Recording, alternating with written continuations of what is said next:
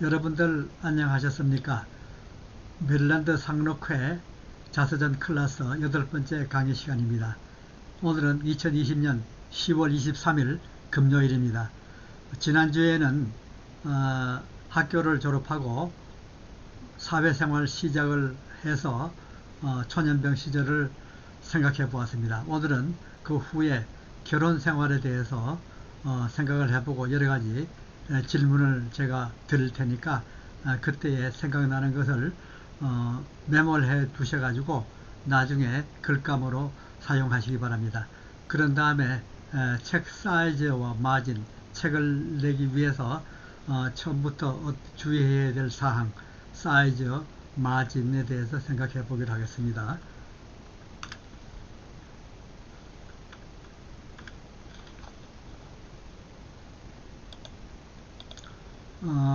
우선 시작하기 전에 시 하나 소개하겠습니다.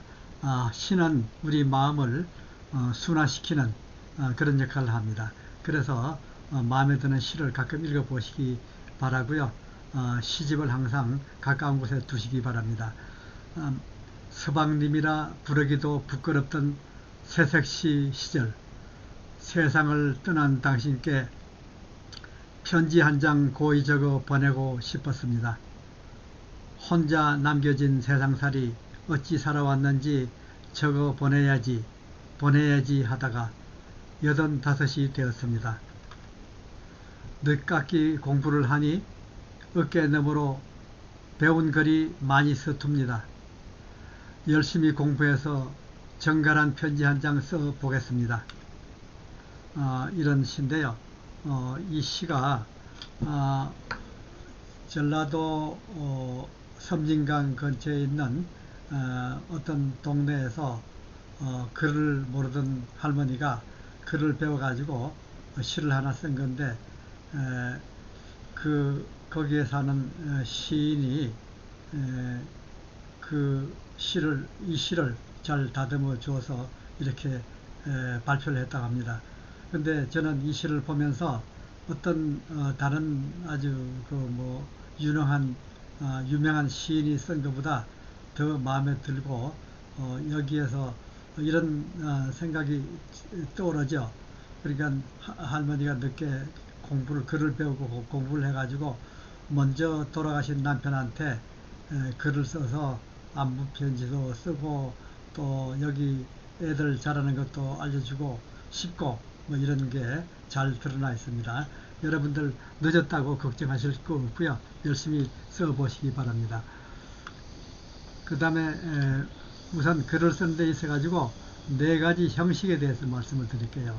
오늘 나중에 좀 더 자세히 말씀드리겠지만은 4가지 형식에는 설명문이 있고 논술문이 있고 묘사문, 서사문이 있습니다. 나중에 다시 말씀을 드리겠습니다. 그 다음에 5가지 기본적인 욕구, 사람에게는 5가지 기본적인 욕구가 있다고 그럽니다. 생존에 대한 욕구, 그러니까 우선 살아야 되는 거니까 생존에 대한 욕구, 그 다음에 사랑과 소속에 대한 욕구, 사랑과 소속, 그러니까 단체에 소속되고 싶은 게 본능이라고 합니다. 그 다음에 힘에 대한 욕구, 내가 힘이 있어가지고 힘을 과시하려고 하는 그런 본능 있죠. 그 다음에 자유에 대한 욕구, 그 다음에 즐거움에 대한 욕구가 있습니다. 글을 쓸 때는 적절한 비유를 사용해야 됩니다. 적절한 비유. 그렇게 하면은 더욱더 내가 전달하고 싶은 내용이 듣는 사람, 읽는 사람에게 잘 전달이 됩니다. 직유라는 게 제일 먼저인데, 직유는 무슨 뭐뭐처럼, 하듯, 흡사 어떻다, 꼭 마치 닮았다, 같다, 이런 말을 쓰는 게 직유입니다. 그 다음에 은유는 직유와 다른 점은 연결어가 없다는 것입니다. 연결어. 예를 들면 시간의 강은 흐르고 그냥 이렇게 해서 마치 흡사 이런 연결어가 없이 은유를 하는 겁니다. 그러니까 그 다음에 또 나중에 좀 더 설명을 드리겠습니다. 환유는 명예를 얻었다는 대신 월계관을 썼다, 월계관을 썼다 이렇게 하면은 그 월계관을 쓴 게 명예를 생각하게 되는 그런 환유법입니다. 그 다음에 한국 대통령 그런 대신에 청와대 그러면 대통령을 뜻하는 거죠. 백악관 그러면 미국 대통령 뜻하죠. 그 다음에 제유 부분으로 어떤 부분으로 전체를 말하는 것입니다. 그 다음에 이게 제 시집 표지인데요. 아마존의 나그네입니다. 나중에 책을 제가 보내드리려고 그러는데요. 지금 이미 보냈습니다. 최정근 회장님께 보냈으니까 이 책을 받아보고 싶은 분은 최정근 회장께 문의해 보시기 바랍니다. 그 다음에 나이에 대한 명언 하나 소개하겠습니다. 나이에 대한 명언. 무언가 큰 일을 성취하려고 한다면 나이를 먹어도 청년이 되지 않으면 안 된다. 나이를 먹어도 청년이 되라. 마음마저 늙으면 안 되겠죠. 괴테가 한 얘기입니다.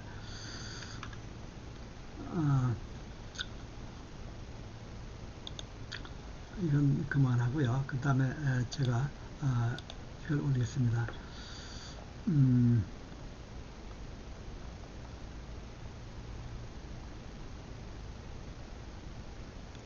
아까 그 네 가지 형식에 대해서 조금 더 설명을 드리면요. 묘사문은 어떤 대상을 글로 써서 상태, 외양을 드러내는 것입니다. 상태나 외양을. 글쓴이가 대상에게서 받은 느낌이나 인상을 감각을 매개로 하여 글로 재현하여 읽는 이가 그 대상에 대한 체험을 구체적이고 생생하게 떠올리도록 하는 것입니다. 즉 말하자면은 오감이라 그러면 시각, 청각, 촉각, 미각, 후각, 이걸 호감이라 그러죠. 그러니까 냄새를 맡는다든가 눈으로 본다든가 귀로 듣는다든가 이런 얘기죠. 다가오는 느낌이 어떤지 글로 풀어 쓰는 것입니다. 글로 풀어 쓰는 거예요. 그 다음에 서사문은 하나의 그냥 이야기를 쭉 처음부터 늘어놓는 것이고요. 묘사문이 어떤 대상이 어떤 모습, 상태인가를 알려준다면 묘사문은 어떤 모습이다, 어떤 상태인가 이거를 잘 그림 그리듯이 묘사한다는 거죠. 그런데 비해서 서사문은 그것이 어떻게 움직이고 변하는지, 즉 어떤 사건이 있었는지를 알려줍니다. 그러니까 스토리를 쓰는 거죠. 얘기를 쓰는 거죠. 그 다음에 글을 쓰는데 중요한 거, 늘 우리가 학교 다닐 때 배운 거 마찬가지로 다시 한번 리뷰하면은 기본적인 욕구에 대해서 5가지 기본적인 욕구 아까 말씀을 드렸죠. 요거는 생략하겠습니다. 그 다음에 사고, 마음의 4가지 기능이 있는데요. 사고, 감정, 감각, 직관, 이렇게 4가지로 나눌 수 있습니다. 사고, 감정, 감각, 직관, 선호, 경향, 그 다음에 외향적인가, 내향적인가, 외향, 내향, 그 다음에 감각기관, 그 다음에 사고, 감정, 이런 종류로 나눌 수 있죠. 4가지로. 그 다음에 글쓰기의 심화, 수사법, 글쓰기 심화, 수사법이 있습니다. 수식 어구의 사용은 은은한 시끄러운 추억의 종소리다. 수식 어구, 그러니까 수식을 할 때에 이렇게 할 수 있는 거예요. 은은한 시끄러운 추억의 종소리, 은은한 종소리, 혹은 시끄러운 종소리, 뭐 이렇게 수식을 할 수 있죠. 그 다음에 비유의 사용, 비유, 예를 들면은 분수처럼 흩어지는 푸른 종소리, 이제 분수처럼 이렇게 쫙 흩어지는 것을, 종소리가 흩어지는 것을 묘사하는 거예요. 이게 비유하는 겁니다. 적절한 비유를 사용해야죠. 적절하지 않은 비유를 사용하면은 오히려 사용하지 않은 것만 못합니다.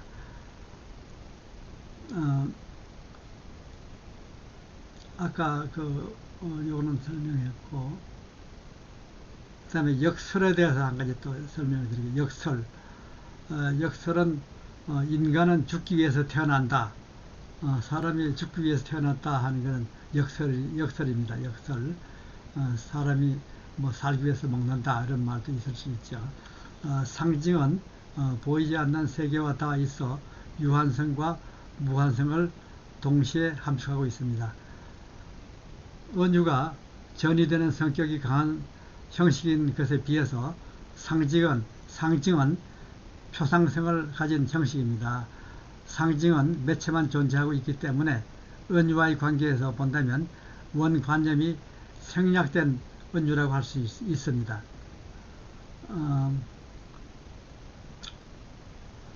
결혼에 대해서 말씀을 드리면요, 이번 주에 이제 주제가 되겠습니다. 오늘날 우리가 흔히 듣는 말은 결혼은 위험한 사업이라고 하는 것이다. 각종 사회 통계 자료를 함께 사는 사람보다 홀로 사는 사람이 더 두드러집니다. 더 두드러지게 조명합니다. 개인적으로 가장 궁금한 것은 결혼 생활의 어떤 면을 보고 배우자를 잘 골랐다고 할 수 있을 것일까? 나는 더 나은 사람을 고른다는 개념보다는 사랑에 대한 갈망과 다른 사람과 깊은 마음을 주고받고자 하는 강한 욕구 때문에 결혼을 선택한다고 생각한다. 그러한 갈망이 사람들 하여금 서약을 하게 하고 운명이 닿을 때까지 영원히 함께할 것이라는 희망을 갖게 만듭니다. 인생에서 이 단계는 상대적으로 선택의 여지가 많다. 마음만 먹으면 취하거나 거부할 수 있는 선택이 가능한 것이다. 그렇다면 성공적인 결혼 생활의 핵심은 무엇일까? 1990년대 들어서는 결혼 비율이 증가했습니다. 많은 커플이 자신이 꿈꾸는 삶 속에서 관계와 모습에 대해 신중하게 생각했고 열정적으로 실행에 옮겼다. 미국의 유명한 시인이자 사상가인 웬델 베리가 에세이 약속을 지키는 것에서 한 말은 함께하고자 하는 커플들에게 많은 영향을 미쳤다. 그래야 한다고 혼자서 생각하는 것을 쉽게 이루어지지 않을 것이고 가고 싶다고 혼자서 생각하는 것도 곧도 쉽게 가지지 않을 것이다. 두 사람이 함께하는 것들, 결혼, 시간, 인생, 역사, 세계야말로 진실로 이루어질 것이다. 가야 할 길을 모르겠다면 자신의 인생이 한 방향으로 정렬되도록 노력하라. 그러니까 혼자 가는 것보다 둘이 가는 게 낫다는 얘기죠. 둘이 하고 혼자 하면은 잘 될 것 같지만은 그렇지 않습니다. 이제 이 시기를 서술한 글을 통해 독자에게 당신이 어떤 길을 선택했고 그 길에서 무엇을 배웠으며 과거의 일들이 당신에게 어떤 영향을 끼쳤는지 얘기해 보도록 하자. 또 당신과 당신의 파트너가 혼자가 아님을 알았을 때를 말해보자. 삶에 대한 이해심과 통찰력이 뒤따르도록 말이다. 우리가 지금 결혼을 하고 나서 무엇을 배웠고 잘했는지 못했는지 한번 되돌아보는 시간이 되겠습니다. 그래서 그 중요한 사건에 대해서 제가 질문을 던질 때에 자기 삶에 있어서 생각나는 부분에 대해서 메모를 해 두셨다가 나중에 글로 정리해 보시기 바랍니다. 하나의 글을 소개하겠습니다. 우리는 데이트를 했다. 그렇지만 나는 다른 사람도 계속 만나고 있었다. 그는 전쟁터로 떠나기 전에 결혼하고 싶어 했다. 하지만 나는 그를 충분히 알지 못했다. 게다가 나는 어렸고 하고 싶은 일이 있었다. 나는 경솔한 여자아이가 아니었다. 우리는 계속 편지를 주고받았고 여전히 나는 다른 사람들과도 데이트를 했다. 전쟁이 끝나 밥이 돌아올 즈음 나는 확신이 생겼다. 그의 안정된 모습과 강인함에 끌렸다. 우리는 결혼해서 그가 죽기 전까지 50년간 함께 살았다. 그는 50년이란 시간은 내가 상상했던 것 이상이었다. 운이 좋았던 것일까? 지금 생각해도 잘 모르겠다. 그냥 우리는 잘 어우러져 살았던 것 같다. 그래도 나는 믿는다. 그날 저 길 앞 모퉁이를 돌아오는 밥을 만난 것은 내 운명이었다고. 그러니까 그런 순간이 있죠. 상대방을 만났을 때 그 어떤 한순간이 참 마음에 들고 사람이 한눈에 반했고 끌렸고 그래서 결혼까지 골인하게 되는 것이죠. 그래서 저도 지금 살다 보니까 벌써 50년이 됐습니다. 세월이 참 빠릅니다. 나중에 제 결혼 50년에 대해서 글 쓰려면 책 한 권이 될 수도 있고 수십 페이지가 되겠지만은 간단하게 쓴 글을 하나 소개하겠습니다. 두 번째, 결혼하기까지 과정에 대해서 기억나는 것이 있는가? 많겠죠. 기억나는 것이. 결혼을 결심한 뒤 다른 생각이 들었거나 의심스러웠던 것은 없는가? 결혼했는데 이 배우자가 나를 정말 사랑하는가? 배우자가 진실한 사람인가? 혹시 숨겨놓은 다른 여자나 다른 남자가 있지 않은가? 이런 의심이 갈 수도 있겠죠. 그 다음에 글 하나 짧은 거. 우리가 그녀의 아버지를 찾아가 결혼하겠다고 말했을 때 그분은 이렇게 말했다. 너희 둘 중 한 명은 행복해 보인다만 한 명은 그렇지 않구나. 내 마음을 들킨 것일까? 당시 나는 여전히 심한 갈등 속에 있었다. 그녀와의 이별을 원하지는 않았지만 결혼에 따르는 그 모든 의무도 원하지 않았다. 그렇지만 둘 중 하나만 선택할 수 없는 일이었다. 삶은 동화가 아니므로 그녀의 사랑 없이는 살 수 없었고 그녀도 진정 나를 사랑했다. 마샬 손티스라는 사람 얘기입니다. 그러니까 결혼을 하려고 하는데 그때 갈등이 있었다 이런 얘기를 하는 거죠. 사실 사람은 사는 동안 내일 일을 모르기 때문에 우리는 늘 불안하면서 의심을 하고 또 잘했다 하는 확신이 들 때가 있었다가 또 그 마음이 없어졌다가 이런 갈등이 있다는 그런 걸 생각해 보시기 바랍니다. 그 다음에 결혼할 당시 배우자에 대해서 말해보라. 배우자의 특성 중 결혼 생활에 중요한 요소를 작용한 것은 무엇인가? 배우자가 성실하다, 자기를 사랑해서 열심히 도와준다, 혹은 어디가 좋았다, 일을 열심히 한다, 장점이 많겠죠. 그 다음에 결혼할 당시 당신과 배우자의 닮은 점은 무엇이며 다른 점은 무엇인가? 결혼할 때 사람이 닮아서 끌린다는 말도 있죠. 여자가 남자를 볼 때에 자기 아버지와 닮은 사람을 선택한다는 말도 있고 그러는데 또 남자는 자기 어머니와 닮은 여자를 부인으로 삼고자 하는 그런 마음이 은연중에 있다는 말도 있는데요. 그래서 배우자 닮은 점, 다른 점에 대해서 한번 생각해 보시기 바랍니다. 그 다음에 결혼을 하려고 하는데 결혼식 준비 과정에서 대해서 여러 가지 좀 생각을 해 보시기 바랍니다. 여러 가지 생각이 나겠죠. 어디서 결혼을 했고, 누가 참석했고, 또 그때 느낌은 어땠고, 특별히 기억에 남는 것은 무엇인가, 결혼 필요연에 대해서 무엇을 기억하는가. 저는 서울의 종로에 있는 낙원 예식장에서 1970년대 결혼했는데요. 참 그때는 친구들도 많이 오고 친척들도 많이 왔습니다. 그래서 고맙고 행복했습니다. 그리고 결혼이라는 것이 일륜지 대사다 하는 생각도 났고요. 참 그때 일을 생각하면 그 생각이 많습니다. 그 다음에 신혼여행에 대해서 말해보라.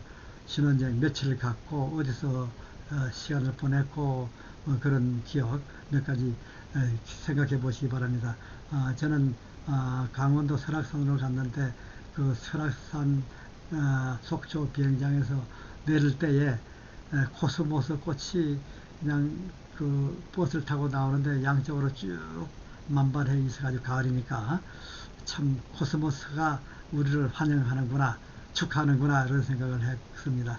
그때 설악산의 단풍은 참 아름다웠죠. 좋았습니다. 여러분들 신혼여행 어디로 가셨는지 써보시고 생각해 보시기 바랍니다. 가족은 당신의 결혼에 대해서 어떻게 생각했는가, 결혼에 대해 어떤 희망을 가졌는가, 가족들이 반대했을 수도 있고 또한 여러 가지 찬성하고 빨리 결혼하라 그래가지고 했을 수도 있고 그렇죠. 그 다음에 결혼 이후 함께 하는 삶을 시작하면서 가장 힘든 것은 무엇이었나? 힘든 일이 많았겠죠. 상대방을 배려해야 되고 남편 노릇해야 되고 부인 노릇해야 되고 하는 게 처녀 총각 때 자기만 생각하다가 살다가 결혼하고 상대방을 생각한다는 것이 쉽지 않았겠죠. 그런 거 한번 생각해 보시고 써 보시기 바랍니다. 처음에 산 곳은 어디였고 어떻게 집을 마련했는가, 처음에 신혼 집을 어떻게 마련했는지 거기에 대해서 생각해 보시기 바랍니다. 제가 결혼 50주년이 10월 18일 며칠 전이었는데요. 거기에 대해서 글을 쓴 게 하나 있습니다. 그동안 생각을 해보니까 이사를 22번이나 다녔고 직장을 5번이나 옮겼고 가족은 아들, 딸, 손자, 손녀 모두 합쳐서 9명이 되었다. 지금 사는 곳은 페어팩스 버지니아에 있고 지금 살고 있는 집에서 생을 마감할 때까지 살고 싶은 생각에서 로튼에 살다가 이곳 페어팩스로 이사를 했다. 이곳으로 이사를 온 이유, 첫째 이유는 아들네 집하고 가까운 곳이고 둘째 내가 출석하는 교회와 가까운 곳이며 셋째 자주 가야 할 스토어나 교통이 편리한 곳이었기 때문이다. 그래서 이 집에서 평생을 살 수 있다면 얼마나 좋겠는가 이런 생각을 합니다. 우리가 결혼했을 때는 여러 가지가 열악했었다. 서울 외곽지대 경기도의 흐름한 집에 전세를 얻어서 신혼살림을 차렸고 직장은 건설회사의 현장인 서울병장 공사 현장 가까운 곳으로 정했다. 지금은 아주 번화한 도시로 바뀌었지만 그때는 작은 시골이었다. 그래서 전세도 아주 싼 값에 얻었었다. 그러다가 나중에 그 집을 사서 미군에게 방 하나를 세를 주기도 했다. 그 후 여러 도시의 건설 현장을 다니며 현장 수당을 받고 생활비를 절약하고 돈을 모을 수 있었다. 서울 본사로 왔을 때는 신림동에 집을 한 채 살 수 있었다. 서울대학이 신림동으로 오기 직전이었으므로 붐이 일어난 때였다. 그러나 직장을 외교부로 옮기는 바람에 월급이 적어져서 집을 팔아야 했었다. 집 팔아서 이제 생활비에 보탰다는 얘기죠. 그리고 역촌동에 전세를 얻어서 이사를 했다. 그러다가 다시 잠실 소재 아파트를 얻어서 이사를 했다. 전세를 얻어서 이사를 했습니다. 잠실로. 그곳의 장점은 중앙청 직행 버스가 있어가지고 전세 버스가 있어가지고 아침에 특히 더운 여름에 콩나물 시루 같은 데서 땀을 뻘뻘 흘리고 옷을 다 땀에 흠뻑 적시고 출근하면은 파주검이 돼가지고 일하는데 지장이 있었는데 이런 그 에어컨이 있는 전세 버스를 타고 출근하니까 너무나 좋았습니다. 그리고 아파트 생활도 에어컨도 히터도 없는 아파트 생활인데 일반 주택에 비해서 참 좋았습니다. 그리고 한강이 보이고 창문을 열면은 바람이 얼마나 시원했는지 에어컨이 필요 없었습니다. 그 후 주인도 대사관 발령을 받고 외국으로 이사를 하게 되었다. 그때는 3년 근무 후 본국으로 다시 갈 것이라고 생각했었는데 지금까지 본국에 들어가지 못하고 미국에서 살고 있다. 왜냐하면 그곳 뉴델리에서 워싱턴 주미 대사관으로 발령이 나는 바람에 워싱턴으로 직행했고 다시 세계은행으로 직장을 바꿔서 근무하게 되어서 한국으로 돌아가지를 못했다.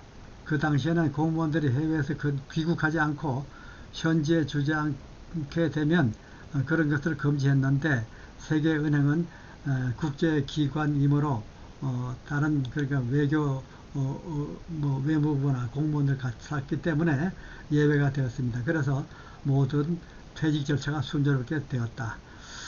미국에서 이사를 7번을 했다. 이사를 할 때마다 조금씩 좋은 집으로 상향 이동이 되어서 다행이었다. 월세 아파트에서 흐름한 아파트를 얻었죠. 그 다음에 타운하우스, 조그마한 타운하우스로 이사했을 때 기분이 참 좋았고 특히 아이들이 얼마나 좋아했는지 모릅니다. 아파트에 살 때는 애들 보고 뛰지 말아라, 조심해서 걸어라, 뭐 벽을 치지 마라, 뭐 이렇게 늘 잔소리했는데 우리 집에 오니까 애들은 너무나 기분이 좋아가지고 막 아래 위층을 뛰어다니고 그랬죠. 그런 생각들 생각나면은 기록해 보시기 바랍니다. 그리고 오래된 싱글하우스로 가고 그 다음에 새로 지은 싱글하우스로 이사를 하고 그때마다 집값 상승이 되고 노후에 좀 더 살 수 있는 에퀴티가 생겼습니다. 한국에서 아들 하나, 딸 하나 낳고 뉴델리에서 애들 학교 교육시키고 그리고 미국에서 또 교육시키고 지금은 결혼해서 아들도 결혼하고 딸도 결혼하고 또 둘이 다 같은 한국 사람끼리 결혼을 해서 너무나 다행이고 주위에서도 좋아하고 부러워합니다. 주위에 많은 사람들이 국제 결혼을 해서 세대 간의 의사소통 문제 등도 있고 또 분위기가 그렇게 좋지 않은 집이 많습니다. 물론 그 국제 결혼하고도 다 잘 사는 사람들도 있습니다. 그렇지만은 하여튼 우리는 그렇다는 생각입니다. 또 다행인 것은 딸내가 우리 동네로 다시 이사를 와서 뭐 걸어가기 좀 멀지만은 자동차 타면은 뭐 5분 내에 갈 수 있는 거리에 와가지고 손자 손녀들 자주 볼 수 있어서 너무 좋습니다. 그리고 아들네는 주말 되면은 자전거 타고 우리 집에 와서 저녁 먹고 그리고 또 가고 그럽니다.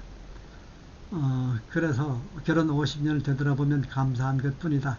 우리가 무엇이 간데 이렇게 축복해 주시는지 모르겠다. 하느님, 하지만 남은 여생 이웃을 도우며 봉사활동도 하며 행복하게 살고 싶다. 이런 것이 이제 제 50주년 기념에 대한 글의 마지막 부분입니다. 그리고 지난주에 노벨 수상자 발표가 있었죠. 미국 시인 예일대학 교수 루이스 굴릭이 노벨상을 타게 됐습니다. 그는 현재 77세고요. 대표작은 야생 붓꽃 와일드 아이리스라는 작품인데요. 1992년에 플리처상을 받았고 그는 시집을 12권 발행했고 그 다음에 합계 18권을 책을 썼습니다. 그리고 2003년에는 개관시인이 되었습니다. 개관시인이라는 미국에서 대표적인 시인 중에 한 사람을 선택하는데 개관시인이 됐다는 걸 이번에 제가 처음 늦게 알게 됐는데요. 이게 대단합니다. 이분이 루이스 글릭 우리가 상식적으로라도 알아주면 좋겠습니다. 그는 1943년 뉴욕에서 헝가리계 유대인 가정에서 태어났습니다. 10대 시절에는 거시증을 심하게 앓아서 7년이나 심리치료를 받고 학교도 제대로 다니지 못하고 그러다가 나중에 회복돼서 컬럼비아 대학에서 시를 공부하고 그 다음에 1968년에 마디 First Born이라는 시로 등단을 했습니다. 그리고 현재 예일대 영문학 교수로 있습니다. 예일대 영문학 교수. 노벨상 120년 역사에서 여자는 16명이 받았고 미국 사람으로서는 두 번째라고 그럽니다. 이번에 수상한 이유 중에 하나는 정신적 육체적 트라우마에서 소생한 자신의 이야기를 토대로 살아있음의 경험에 집중하는 절제된 목소리가 코로나 시대 개인의 존재를 새롭게 회복시킨다는 점에서 한림원의 높은 평가를 받은 것 같다. 이렇게 합니다. 그러니까 그 어려운 정신적 육체적으로 어려움을 극복하고 이렇게 성공적인 삶을 산 데 대해서 노벨상을 주지 않았나 이런 생각을 합니다. 한국의 류시아 시인도 그렇게 말했습니다. 상처받기 쉬운 육체와 정신을 소유하고 고난과 시련을 얼룩진 시간을 살았지만 가슴이 원하는 진실을 한 것, 인간의 여정에서 상실과 화해하고 삶을 포용하려는 의지를 고백투의 운율에 노래했다. 이런 얘기. 그러니까 그 어려움을 인정하고 뛰어넘어서 승화시켰다. 이런 얘기죠. 사람들은 코로나로 불확실한 때에 루이스는 고통과 망각, 심지어 죽음까지도 끝이 아니라고, 죽음도 끝이 아니다 이렇게 생각을 하고 죽음 다음에 무엇이 있을 것이다 이렇게 생각을 하고 반드시 그 끝에는 소생과 부활이 있을 것이다. 희망이 있고 희망의 문이 열린다고 생각하고 있는 것입니다. 그 다음에 또 다시 결혼에 대해서 돌아가서 몇 가지 더 말씀을 드리고 또 글 쓰는 법에 대해서 말씀을 드리겠습니다. 결혼한 첫 해의 일상은 어땠는가? 결혼한 첫 해는 어떻게 살았는가? 뭐 직장에 나갔으면 직장에 나갔다, 혹은 뭐 비즈니스 했다든가, 또 가정 살림을 했다든가, 학교에 나갔든가, 뭐 교수, 뭐 여러 가지 직업이 있겠죠. 그 다음에 결혼할 당시 배우자와의 관계에서 자신의 역할은 무엇이라 생각했는가? 시간이 흐르면서 그 역할에 대한 생각은 어떠했는가, 어떻게 바뀌었는가에 대해서 생각해 보시고요. 얼마 지나지 않아 깨닫게 된 배우자와의 관계에서 유용한 노하우는 무엇이었는가, 깨달은 게 뭐가 있었는가. 사람이 매일매일 깨닫고 생각하게 되죠. 배우죠. 그런 걸 써보시기 바라고요. 그 다음에 자신이 적응하고자 노력한 점은 무엇인가, 어떤 점에서 적응하고 싶었고 그래서 어떻게 다르게 대처했는가. 그러니까 내가 결혼을 했으니까는 가정에서도 어떻게 해야 되겠고, 또 아이들과도 어떻게 해야 되겠고, 그 외에 뭐 주위의 친척, 처갓집, 또 시집, 또 친가, 외가 뭐 등등 여러 사람들하고 친구들하고 어떻게 적응하고 살았는지에 대해서 한번 생각해 보시고, 그 다음에 결혼 초기에 가장 힘들었던 시간은 무엇인가, 가장 힘들었던 일, 그리고 시간, 뭐 부부 싸움을 했다든가, 뭐 돈이 없어서 어려웠다든가, 또 뭐 여러 가지 문제가 많이 있을 수 있겠죠. 그 다음에 결혼 초기 상대와 함께 가장 좋았던 때를 기억해보자. 좋았던 때, 참 결혼해서 좋았던데 나를 사랑하는 사람이 있었구나, 내가 사는 데 있어가지고 보람을 느낀다, 얼마나 행복한지, 세상이 아름다워졌는지, 뭐 그런 것 등등 생각해 보시기 바라고요. 그리고 과거의 기대에서 벗어나서 새로운 어떤 것을 통해 인생의 진정한 황홀감에 충만했음을 느꼈다. 그것은 바로 내가 어느 그 완전한 존재의 일부라는 믿음이었다. 그동안 나는 내가 어딘가에 그처럼 하나로 연결되어 있다는 느낌을 받은 적이 한 번도 없었다. 카레는 이렇게 어떤 결혼하고 나서 행복했다, 이런 얘기를 쓰는 거죠. 그 다음에 결혼 생활 초기를 어떻게 묘사할 수 있는가, 결혼 생활 초기에는 어떻게 살았는지 좀 생각해 보시기 바랍니다. 그리고 시댁 또는 처가 사람들에게 어떻게 느꼈는가, 그들이 당신에게 대해서 어떻게 생각했는지 알 수 있는 몇 가지 예를 들어보라. 두 가족 간에 어떤 차이점이 당신의 행복에 도움이 되었고 어떤 점이 당신을 힘들게 했는가. 뭐 한국 사람들 특히 그 비교하는 것 때문에 좀 어렵겠죠. 누구네는 어떻게 잘 사는데 우리는 왜 이렇게 못 살아, 이렇게 얘기하는 거. 그러니까 비교하는 것보다 자신의 삶을, 생각을 열심히 살면 되겠죠. 그리고 가사 분담은 어떻게 했는가, 가사 분담은 어떻게 하고 어떻게 하는가. 뭐 보통 남자는 바깥에 일, 여러 가지 뭐 힘든 일 하는 걸로 돼 있고, 그 다음에 여자는 뭐 집에서 식사 준비하는 뭐 그런 게 서로 나누어서 살겠죠. 그 다음에 하나 또 제가 소개하고 싶은 게 있는데요. 영화 같았던 주영 대사관 국정감사 태영호 의원. 태영호 국회의원이 이제 이번에 국정감사에서 영국 대사관 이제 감사를 하게 되는 그런 데 참석을 했는데, 거기에서 이제 있었던 이 얘기입니다. 그 박은하 대사님이라는 분인데요. 그러니까 서로 인사를 했고, 그 다음에 태영호 의원이, 태영호 의원 아시죠? 주영 북한 대사, 이북 노스 코리아 대사관에 공사를 있다가 한국으로 망명한 사람이잖아요. 그러다가 또 국회의원까지 되고 나서 지금 국정감사에 임하는 것이 얼마나 본인으로서 감회가 무량하겠습니까? 그래서 쓴 얘기입니다. 박은하 대사의 음성을 들으며 대사 뒤에 앉아있는 주영 한국 대사관 직원들을 보는 순간 눈물이 나와 화면이 잠시 보이지 않았다. 시작 전부터 주영 대사관의 국정감사 때 감정을 통제해야 한다고 마음속으로 여러 번 다짐하였으나 막상 부딪히고 보니 감정 조절이 어려웠다. 4년 전까지만 해도 나는 북한 외교관으로서 각종 외교 행사장들에 참가하며 한국 외교관들을 만날 때마다 마음의 긴장감을 내려놓을 수 없었는데 오늘 이렇게 대한민국 국회의원이 되어 한국 대사에게 질의를 하고 있는 이 순간이 믿겨지지 않았다.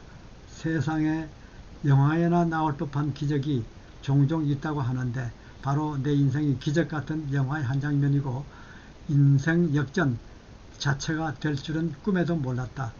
나는 마음을 다잡고 대사와 말을 이어갔다. 대사님, 최근 북한 최일 대사를 자주 만나 봅니까? 하고 질문했다. 이에 박은하 대사는 의원님, 최근에는 코로나 때문에 행사가 없고 지난해 몇 번 만났는데 저를 보면 자꾸 피해 깊이 있는 대화를 나눠보지 못했습니다. 나는 대사님, 최일 대사가 저보다 평양국제관계대학 1년 후배인데 앞으로 만날 기회가 있으면 제 인사 꼭 전해주세요 라고 말하며 런던에 있는 북한 외교관들이 제가 국회의원이 된 것 알고 있나요? 라고 다시 물었다. 박 대사는 왜 다 알고 있는 것 같아요? 대답했고 나는 대사님 앞으로 그들을 만나시면 따뜻이 대해주세요 라고 부탁하며 겉으로는 차보여도 속마음은 따뜻한 친구들입니다 라고 말했다. 이런 말들이 오고 가니 내 마음은 더 뭉클해졌다. 박은하 대사와 대화를 하면서도 나의 탈북 사건 때문에 평양으로 소환되어 소식조차 알 길 없는 현 학봉 대사와 후배들이 생각나 그들에 대한 미안한 마음을 금할 길 없다. 골프가 뭔지 몰랐던 나에게 골프를 알려준 한인교포 권프로, 몇 년째 북한을 드나들면서 식량 지원을 했던 뉴몰던 지역의 한인교포들과 수백 명 북한 아동 원청이들을 수술해준 교포 목사, 추석이면 북한 대사관에 떡과 과일, 쌀을 가져다 주던 교포 상인들, 그들 한 분 한 분이 지금은 어떻게 지내고 있는지 궁금한 것이 한두 가지가 아니었다. 워싱턴에는 뭐 북한 대사관이 없어 모르지만 런던에는 북한 대사관이 있으니까 그 한국 교포들이 추석 때 과일이나 떡을 갖다 줬다고 하는데 참 좋은 일 한 것 같습니다. 나는 박은하 대사와 밤이 새도록 마냥 앉아서 얘기만 하고 싶었다. 하지만 국정감사는 이어가야 했다. 나는 대사에게 대사님, 2018년 주영 대사관 업무보고에는 영국에 있는 탈북민들에 대한 업무보고가 있었는데 올해 업무보고에는 빠졌습니다 라고 말하면 혹시 탈북민에 대한 대사님이 따뜻했던 마음이 변화한 것 아닙니까? 라고 질문했다. 이에 박은하 대사는 의원님께 좋은 소식을 전달하겠습니다 라며 영국에 있는 탈북민이 700에서 1000명 정도 추산되는데 그들과 한인사회 통합이 서서히 이루어지고 있습니다 라고 말했습니다. 이야, 놀랬죠? 이북에서 온 사람이 한 1000명 정도 된대요, 런던에. 미국에만 있는 게 아니라 1000명이 많죠? 미국에는 얼마나 되는지 모르겠습니다. 미국에도 그 정도 되지 않을까 싶습니다. 그리고 박 대사는 탈북 노인 20여 명이 현지 노인회에 우리 국민과 함께 참여하고 있고 작년 한인 페스티벌도 탈북민이 참여하고 있습니다 라며 올 초 한인 행사에 참여하여 화합과 통합의 새로운 모델의 첫 단추를 잘 끼고 있고 앞으로도 모범적인 한인 사회가 될 수 있도록 적극적으로 관심을 가지고 지원할 것이다 라고 말했습니다. 나는 대사님 감사합니다. 영국은 세계 최대 규모의 탈북민 사회가 형성되어 있으니 제가 런던에 있을 때 보니 탈북민들이 현지 한인 사회에 잘 흡수되지 못하고 있는 것 같은데 탈북민들과 우리 한인 사회가 한민족으로서 공동체를 형성해 나가며 상호 발전할 수 있도록 대사님께서 관심을 가지고 지원 좀 해주세요 라고 간곡히 부탁했다. 나는 박은하 대사와 향후 대사관 업무 보고에 대해서 여러 가지 말씀을 했는데 좀 생략을 하도록 하겠습니다. 그 다음에 시간이 얼마 없으니까 할 얘기는 좀 생략하고 그 다음에 펀트에 대해서 말씀을 좀 나누겠습니다. 펀트. 책을 쓸 때 처음부터 펀트를 얼마로 할지를 좀 결정하는 게 좋습니다. 보통 책에는 이번에 제 것도 그렇고 제 책도 그렇고 펀트를 15로 하는 게 보통입니다. 10, 펀트 10. 그러나 노인분들은 눈이 어둡다고 좀 큰 거를 하는 걸 좋아하는데요. 그러려면 내용을 좀 더 간략하게 해야 되겠죠. 그러면서 한 11이나 12 정도, 펀트를 11이나 12 정도로 하면 좋겠죠. 그리고 그 다음에 책 사이즈에 대해서 또 뭐 판트를 나중에 바꿀 수도 있습니다. 나중에 못 바꾸는 게 아니라 다 써놓고 또 크게 작게 할 수 있는데요. 그렇게 하면은 내용이 처음과 똑같지 않기 때문에 그 이상하게 같아야 되는데 안 같습니다. 글자가 달라져요. 그래서 처음부터 끝까지 꼼꼼하게 페이지마다 잘 다시 에디트를 해야 됩니다. 그 다음에 책을 어떤 사이즈로 할지에 대해서도 결정을 해야 됩니다. 어떤 사이즈가 좋으냐. 보통 책은 말이죠.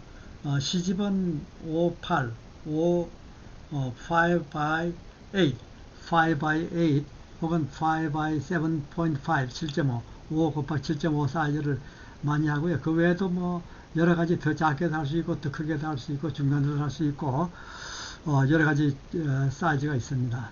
자기 원하는 대로 할 수 있습니다. 그 다음에 좀 이렇게 분량이 많은 산문집, 여러 가지 할 말이 많고 문장이 글자 수가 많은 거는 6 by 9, 6 곱하기 9 그 사이즈를 보통 하는데요. 더 커도 되고 작아도 됩니다. 그 다음에 마진이라는 게 있네요.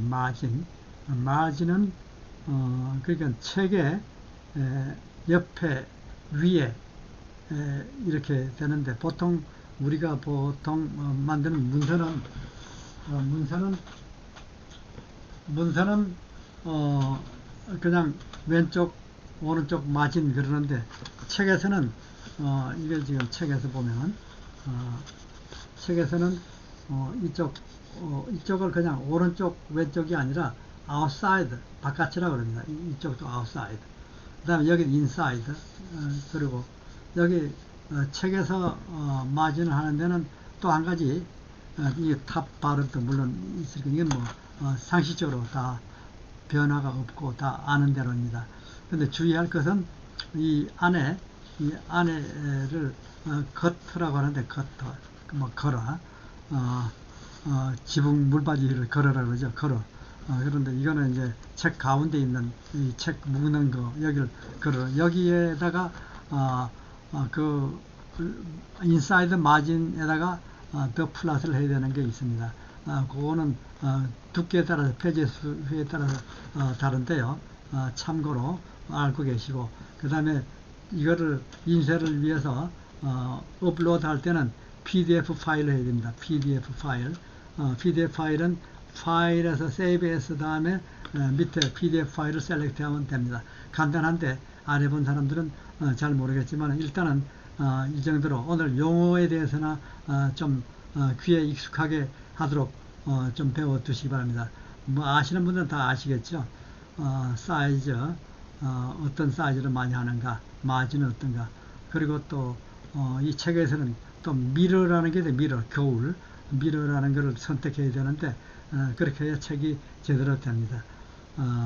그 다음에 책의 첫 페이지는 블랭크로 남겨두는 것이 보통입니다. 첫 페이지는 저자가 사인하고 누구께 드립니다. 뭐 이렇게 하는 거 있죠. 그 다음 페이지는 카피라이트하고 ISBN 넣고 이런 건데 다른 책에 있는 것과 같은 내용으로 하면 되겠습니다. 그 다음에 뭐 서문 들어가고 뭐 또 자서 들어가고 그런 다음에 목차 본문 이런 순서로 하면 되겠습니다. 그리고 제일 마지막에 저자 소개하는 페이지가 되고 그 다음에 또 한 장 블랭크로 놔두면 좋습니다. 시간이 얼마 안 남았는데요. 가만히 있어 보세요. 제가 또 하나 보여드릴 게 있는데 How to create an interior PDF of your book. 그런데 그러니까 책 내용을 어떻게 하면 좋은지 참고되는 내용이 여기 있습니다. 마진은 이렇게 되어 있어요. 인사이드 마진, 아웃사이드 마진이 책 페이지 수가 24페이지에서 150페이지까지는 0.375를 인사이드 마진으로 두고 아웃사이드 마진은 at least 0.25인치를 두어야 된다 이런 얘기. 그러니까 151페이지에서 300페이지는 조금 더 늘어나죠. 인사이드는 0.5인치, 아웃사이드는 변함이 없죠. 전부 다 2.5인치. 여기에 딱 맞춰야 된다는 게 아니라 at least 이만큼은 돼야 된다는 겁니다. 조금 더 크게 하는 건 문제가 없는데 작게 하는 것은 문제가 생깁니다. 참고를 해주시고, 그 다음에